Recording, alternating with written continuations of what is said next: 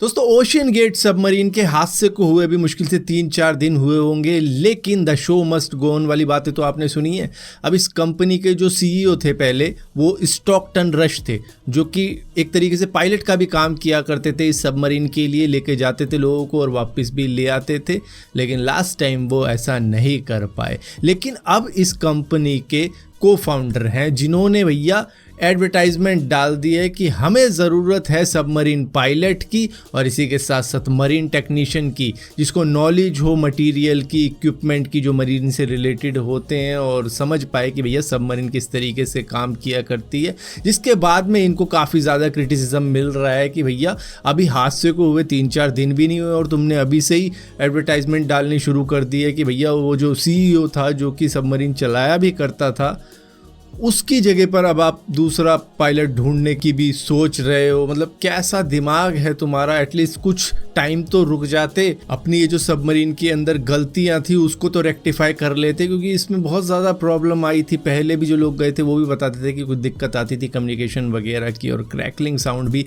आ जाया करता था। लेकिन मेरा यही कहना है कि भैया चलो ठीक है, कोई ना कोई तो जाएगा इस जॉब को करने के लिए, लेकिन सोचने वाली बात है कि कौन अपनी जान को दोबारा से रिस्क में डालेगा। और यहाँ पर एक बात और मैं बता दूं आपको, जो ओशियन गेट का अभी वाला जो डाइव हुई थी ना, उसके अंदर मिस्टर बीस्ट को भी इनवाइट किया गया था, जो कि एक बहुत बड़े यूट्यूबर हैं, कि भैया आप भी आओ, एक राइड का मज़ा लो। लेकिन इन्होंने कहा नहीं भाई, मैं नहीं आने वाला। मतलब ये डर गए थे, पहले ही डर गए थे, जिसकी वजह से बच गए। वो कहावत है ना, जो डर गया वो मर गया। ये तो उल्टा हो गया, ये डर गया बच गया, ये बच गया। दोस्तों MS धोनी ने ना चाहते हुए भी कैंडी क्रश सागा की कुछ ऐसी प्रमोशन कर डाली कि उसको 3 घंटे में 3.6 मिलियन डाउनलोड्स मिल गए। दरअसल इंडिगो फ्लाइट के अंदर वो जा रहे थे, जहां पर एयर होस्टेस आई उनको चॉकलेट और स्वीट्स देने के लिए, जहां पर उन्होंने देखा कि वो कैंडी क्रश खेल रहे हैं अपने टैबलेट के ऊपर। जिसके बाद में होना क्या था, इसका ऐसा ट्रेंड फैला हर जगह पर कि सिर्फ 3 घंटे में 3.6 मिलियन डाउनलोड्स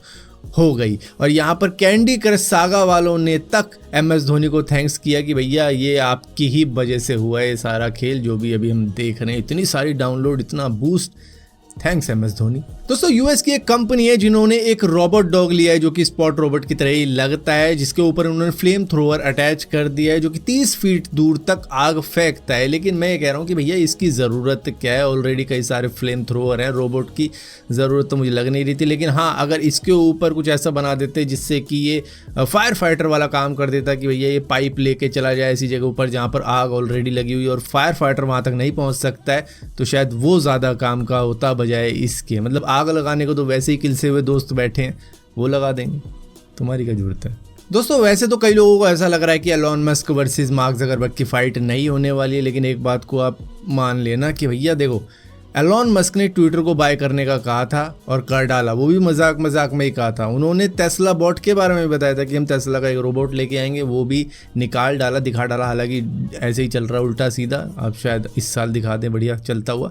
तो उन्होंने जो कहा है वो किया ज़रूर है, और इसी के साथ साथ अपना टेस्ला ट्रक का भी उन्होंने कहा था, तो वो भी करके दिखाया है। तो देखो, कर तो रहे हैं काम जो भी वो बोलते हैं, तो ये फाइट भी शायद हो सकती है, जिसको लेकर मार्क ज़करबर्ग प्रैक्टिस भी कर रहे हैं MMA की। दोस्तों नासा ने इंटरनेशनल स्पेस स्टेशन पे एक नया एनवायरमेंटल कंट्रोल और लाइफ सपोर्ट सिस्टम लगा दिया है, जिसकी वजह से एस्ट्रोनॉट का पी, पुप और स्वेट, उसमें से वो पानी करीबन 98% तक रिसाइकल कर सकता है, जो कि ड्रिंकेबल होगा।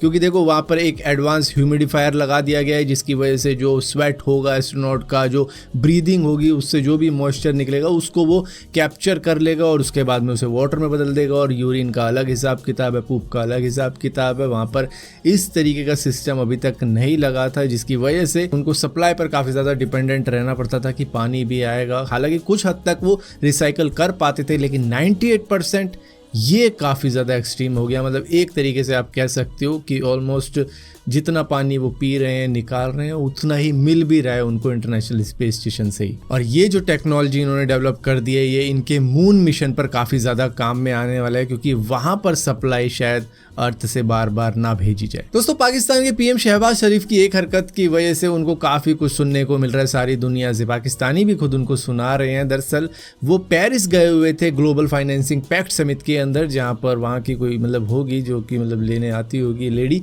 जो कि छतरी लेकर उनके लिए खड़ी थी। बारिश हो रही थी उस वक्त में और ये उनको लेके जा रही थी, लेकिन इन्होंने कहा कि ना ना ना, मैं थोड़ा सा भीग रहा हूँ, मुझे दे दो आप छतरी, और सीधा ही छतरी लेके चले गए, जिसकी वजह से वो लड़की हैरान हो गई कि ये क्या हुआ मेरे साथ में। वो इधर उधर अपने कलीग्स को देख रही है कि क्या पता कोई और मुझे छतरी पकड़ा दे, लेकिन सभी के पास में एक एक था, जो भी जिसको भी लेके जाना था, तो जिसकी वजह से ये भीगी और शहबाज शरीफ निकल गए। तो काफ़ी ज़्यादा सुनने को मिला कि भैया ये है तुम्हारे मैनरिज्म, ये सिखाया जाता है तुमको कि एक लेडी को कह दिया कि भैया तू भीगती रहे, मैं चलता हूँ।